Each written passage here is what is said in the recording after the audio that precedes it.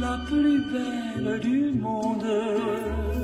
Évidemment, l'actualité oblige. Nous allons tout de suite aller sur les réseaux sociaux pour voir un petit peu. Juste un petit bilan de ce qui s'est passé après, hier les soir. attaques d'hier soir. Et notamment un grand soutien évidemment aux forces de l'ordre. Donc les internautes se sont mobilisés pour faire part de ce soutien. Après, c'était très politique. Donc on ne va pas vous montrer tous les tweets qui sont parfois justement pas montrables. Mais voilà, ça, je soutiens la police, c'est quelque chose qui a beaucoup circulé hier soir. Et pourquoi je voulais revenir sur les réseaux sociaux? Il n'y a pas une grande révolution par rapport à ce qui se passe habituellement dans ces moments-là. La seule chose, il y a un article qui a été publié ce matin sur Slate par Nadia Dam, et je le trouve absolument génial. Pourquoi? Puisqu'elle dit, voilà, dès qu'on a su qu'il y avait une fusillade dans Paris, ça y est, c'était la course à la fausse rumeur. Même les candidats qui étaient hier sur France Télévisions ont sorti quelques bourdes en croyant ce qui circulait sur Internet. Et nous-mêmes, journalistes, parfois, on croit ce qui circule.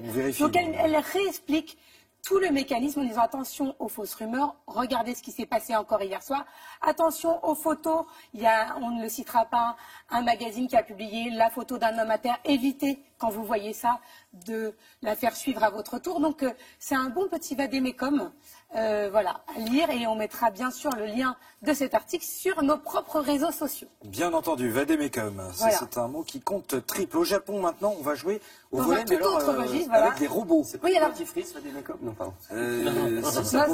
C'est presque ça. Alors, on part au Japon et on n'arrête pas le progrès en termes de nouvelles technologies. Et quand vous jouez aux échecs, vous pouvez jouer contre un adversaire virtuel. Désormais, regardez comment s'entraînent les joueuses de volley-ball. Il y a des robots qui sont programmés en fonction des différentes techniques utilisées et qui font les contres. Et ça contre bien en plus, dis donc. Donc est-ce que c'est ça l'avenir? Je ne sais pas. Est-ce que demain on jouera au foot avec des robots tout ça est très désincarné, mais en tout cas, voilà, on vous en parle. C'est les chercheurs de l'université de Tsukuba. Je suis sûre que vous connaissez très bien cette université qui a mis en place cette révolution technologique. Et on reste dans le sport avec des pistes cyclables. Oui, on part en Pologne. On va regarder quelques images où on a trouvé le moyen, grâce à des luminophores, de faire en sorte que les pistes cyclables soient éclairées pendant 10 heures toute la nuit durant. On emmagasine la lumière pendant le jour, on la restitue pendant la nuit. Donc en plus, c'est utile, mais c'est beau. Donc pour l'instant, c'est en Pologne, mais une idée sur le sol. Voilà. C'est joli. C'est joli à importer chez nous. Oui. Voilà. Super. On part en Suède. Oui. Voilà. Alors ça, c'est pour vous. Oui. Ça, c'est une spéciale dédicace pour Thomas Hervé. C'est un musée qui célèbre les plus gros flops commerciaux. Non, mais vous qui vous intéressez à la communication et au marketing, on va regarder quelques images. Il y a plein de produits comme ça qui sont sortis et puis qui ont assez vite disparu.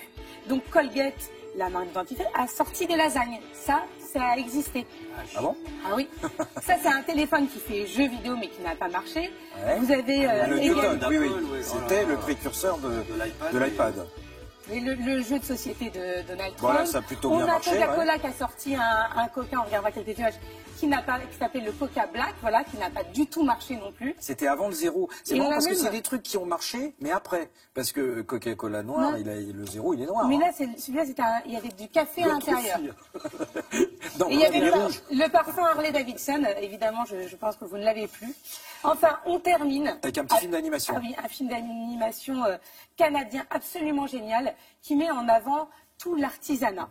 Et on va regarder quelques images, c'est très bien fait, c'est à montrer à tous vos enfants. Je suis sûre qu'Alex va adorer. Et ça explique la transformation, la transmission d'un papa à sa fille, d'un métier fromager qu'on n'a pas forcément en tête quand on est petit. On ne dit pas, ça ne fait pas forcément rêver. Et c'est absolument magnifique, et c'est comment la jeune génération peut transformer ces métiers et les aider à devenir encore plus puissants. Merci beaucoup.